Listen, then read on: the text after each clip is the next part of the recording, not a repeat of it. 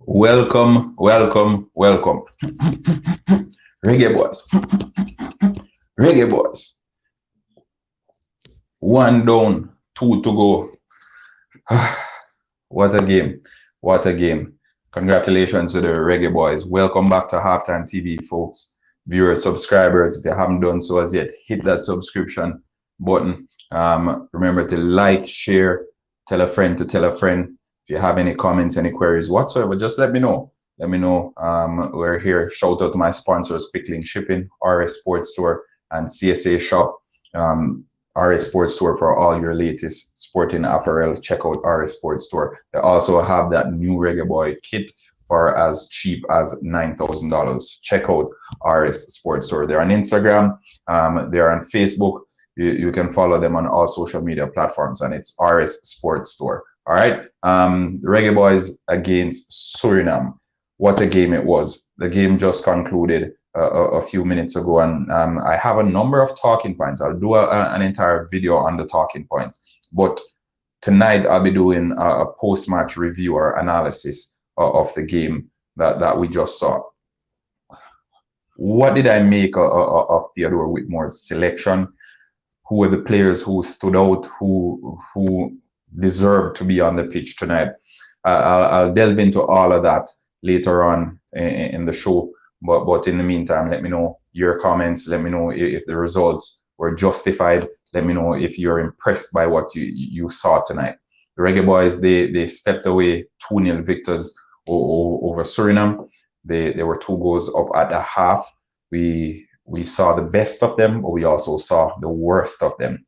We had some good players on the night, and we had some players who were not so good. And I'll be speaking about them, and I'll be speaking about them at length. Now, the first half, we saw everything that there was to love about the Reggae Boyz team. We saw them playing in a way that basically muted the detractors of Theodore Whitmore. They looked as if they had an identity. They looked as if they could actually put the ball on the floor and knock it around. They were playing some attractive stuff for the first 45 minutes, and we finished the half 2 goals to the good, which was quite impressive as well. I think if we had that killer instinct, we would have gone on to win that game by 4 goals to 0, which was my initial prediction. However, in the second half, we allowed Suriname to grow into the game. When the game finished, Suriname had more shots than Jamaica. They had better ball possession. They had better passes completed. But obviously, we had the stat that mattered most, and that was the 2-goal cushion. Now, I think the players, them sitting back or basically easing up off the gas the second half is one of the reasons why the team was struggling in the tournament. We need to put teams to the sword when we're given the opportunity. And tonight, Suriname was there for the mauling. They were there for us to destroy. They were there for the kill, and the boys eased up a bit. I saw some positives. However, I think let me start with the negatives, and then I'll go over into the positive. Amari Bell, I was not impressed with what I saw. He was beaten too easily on a number of occasions in the first half, and I thought to myself, if Suriname had maybe 2 more players like Becker, Sheraldo Becker, the number 11 who was playing on the wing, if they had 2 more players like Becker, Jamaica would have been in deep trouble tonight. And for my Suriname fans who are subscribed to the channel, HalftimeTv, and all the folks who commented on my preview to the game, deepest apologies. I must take back my words. I'm swallowing my words now, because Suriname actually played some good football. They aren't as bad as I said in the preview, and I take it back. That game against Canada was definitely not anything to go by, and I think you guys gave a good account of yourselves. Albeit the Reggae Boyz eased up off the gas, but regardless, the Suriname team, they still played some good football in spurts throughout the game, and I can commend them. They came up the second half. They gave an account of themselves. They showed us that they were there, and they were actually here to play some football. One of my subscribers in the comment section said in the previous video said they were blessed by the football gods. I won't go as far as to say you guys are blessed by the football gods, but there are definitely some players on that Suriname team who are technically gifted and who know how to play football. And I look forward to seeing the Suriname team in a couple of years' time, because I think then the team will mature a bit and they will have a little bit more cutting edge than we saw tonight. Back over to the Reggae Boyz.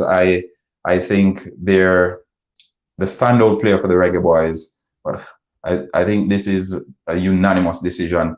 The standout player in the team for the Reggae Boyz tonight was Bobby Reid.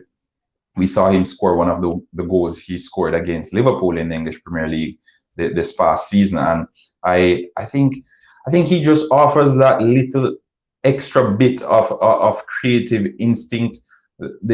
He's a player who you can rest your laurels on and expect him to do well, because he never gives up. He can play in multiple positions, and he knows how to find the back of the net. Leon Bailey, in my opinion, I'd give him maybe a 7 out of 10 for his showing tonight. He was okay, but again, I'm still yet to see the Leon Bailey that I'm seeing in the Bundesliga week in, week out, or most weeks at least, in a Reggae Boy shirt. The quality players in this squad for Theodore Whitmore, they're allowing him to gain an identity for the team.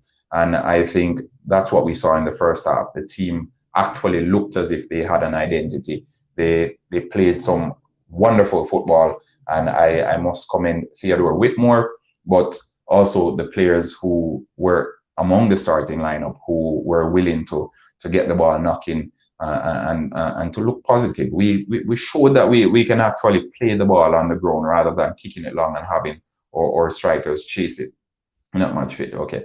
Mattison is saying Bailey's not much fit, so I'm okay with the display today. Not a problem. But as I said, I'm still waiting for Leon Bailey, the real Leon Bailey, to arrive in the Reggae Boy shirt. Bobby Reid, he was the man of the match tonight. I think I'll give him a 9 out of 10 easily. I won't even debate it. Jamaica's worst player on the night was Amari Bell. I don't mince my words, and I won't take that one back, as I did with my comments about the Suriname team. But Amari Bell, I think if we go up against some more serious opponents, and it's a good thing Diego Lainez won't be in the Mexican team when we play against them, because I'm predicting us to make it to at least the semi-final. But it's a good thing Diego Lainez won't be among the setup, because I think he would have had a field day with Amari Bell. His showing tonight is one to forget, and some will say it's a good game for him. I disagree. I think I won't even pull the superlatives for him, but Amari Bell was the weakest link on the field tonight for the Reggae Boyz. Michael Hector, I know we bash him a lot and we crucify him every now and then. I think Michael Hector, the only player, the only person or organization or establishment that gets as much bashing as Michael Hector is probably the Jamaica Public Service, the JPS, and maybe the JFF as well, maybe the JFF. But Michael Hector, definitely one of the most hated players in the Reggae Boyz setup. He comes under scrutiny for everything he does, and it, quite frankly, it doesn't appear he can do anything right in the eyes of the fans. And I think tonight he was okay, albeit he wasn't under a whole lot of pressure, but he was okay. I'd probably give him a 6 or a 5, but he wasn't asked to do a whole lot. And I think as a result, he wasn't exposed, and we can't bash him. I think bashing Michael Hector after this game would have been unjust, in my opinion. But I know we didn't concede a goal tonight, but I also need to speak about the defensive unit, because there were times during the game where they appeared to be all over the place. I don't know what's happening. I've said this before on my show, and I'll say it again. Whenever you're defending, you need to defend as a unit. Everyone needs to be on the same wavelength. And we just saw the the champions of the Euro 2020. It's coming home, it's coming home, it's going Rome, it's going Rome. All right, we saw the champions in Italy, Leonardo Bonucci, and we saw Chiellini, 36 years old and 34 years old, and they were defending like prime Maldini on Sunday. Now, why is this so? These players are aging. They're supposed to be slower. They're supposed to be a little bit less sharp, yet they were so competent. They weren't dribbled past throughout the entire Euro tournament, and they nullified Harry Kane, one of the best strikers in the world, to 0 shots on target, 0 chances created. So how is it possible for these two old guys to do this? What's the trick? What's a magic remedy?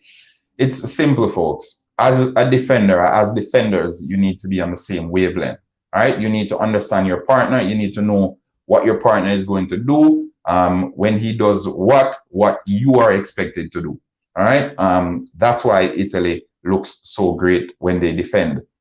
That's what Jamaica is lacking, right? The defenders, I know they haven't played together long enough, and probably the cohesion isn't there, but nonetheless, it's been a while since the Reggae Boys kept a clean sheet, and it's understandable. I know they kept a clean sheet tonight, but they kept a clean sheet because the opponents that they were up against didn't have that cutting edge in front of goal. I spoke about Hasselbank before the game, and I told you he wasn't even a fraction as lethal as his uncle, Jimmy Floyd Hasselbank. And if he were half as good as Hasselbank tonight, I think one would have ended up in the back of the net, or even forced a save, a proper save out of Andre Blake. Andre Blake made a good save in the first half, albeit I think comfortably he made that one look slightly better than it was for the cameras. But nonetheless, I think the reason we're put in these slots, in these positions, is because the defenders, they aren't on the same wavelength. The offside traps that were being set, I don't know where that line came from, but again, defenders aren't on the same wavelength. I think of the offside traps, only maybe 2 or 3 of them went correctly. All right, so whenever you're setting your offside traps, again, you need to ensure everybody is on the same line. Everyone's on the same page. And on a number of occasions tonight, I saw Liam Moore raising his arm to the referee asking for an offside. It wasn't there. All right, it's one of those things, though. I trust as the competition goes on, the team will get better and they will look better. Overall, I think as a team tonight, the Reggae Boys played well. They were in maybe second gear for most of it. I could see that they had another gear to go up. They had enough to take it up another level, but I think they were a bit conservative in the second half, especially. And as a result, the Suriname team grew into the game a bit. All right, I'll read the stats for you for the game for those who didn't get the opportunity to watch the game. But again, statistics can be misleading. I'm not one to dwell on stats too much because, as I said, if you dwell on stats and do not watch the games, then you may be sidetracked somewhat. All right, so I won't go too much into the details when it comes to the statistics, but I'll just read them out for you. As it relates to shots, Jamaica had 7, Suriname had 10. Shots on target, Jamaica had 6, Suriname had 3. Possession, Jamaica 47, 53% to Suriname. Passing, Suriname had 423, Jamaica had 381.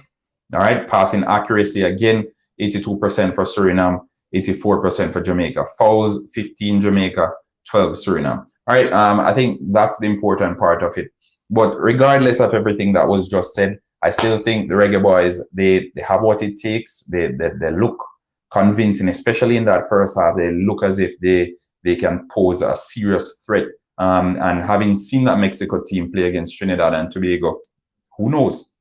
We might just have that chance, this being maybe our best chance yet of taking the Gold Cup back to Jamaica, taking it to the yard, yeah? Bring it to your yard, carry it home, bring it over, eh? But yeah, we still await Canada. They played against Martinique as well. They looked impressive. The scoreline was impressive as well. I think our scoreline could have been a little bit better. I think it's deserved somewhat for Suriname, because in the second half they definitely played a good game. Although, as I mentioned, Jamaica eased up off the gas. Suriname played well in the second half, and I commend them on that. Again, apologies to my subscribers over there in Suriname. I must apologize sincerely. I know they were distraught after that preview that I did for the game, but Jamaica had it to put Suriname to the sword. They didn't take the opportunity, and in the end, it was a 2-0 victory for the Reggae Boyz. 2-0 deserved, but again, a game of two halves, and Jamaica won the first half, in my opinion. Suriname dominated the second half. Did they deserve a goal? Probably not.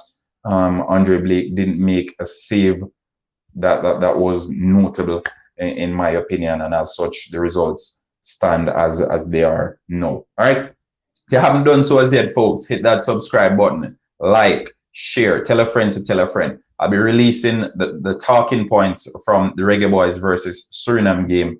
Who knows, maybe later tonight, maybe tomorrow morning, first thing. But nonetheless, we'll keep the content coming. We'll be here throughout the entire Gold Cup. We'll be doing the preview for the Guadeloupe game as well. I think Wednesday we'll release that video. But not a few people having post-match analysis. Stop wasting time, bro. All right, so it is what it is. If you haven't done so, again, subscribe to the channel, share, tell a friend to tell a friend. Until next time, Naranda Brown here from HalftimeTv saying take care. Peace out. Bye-bye.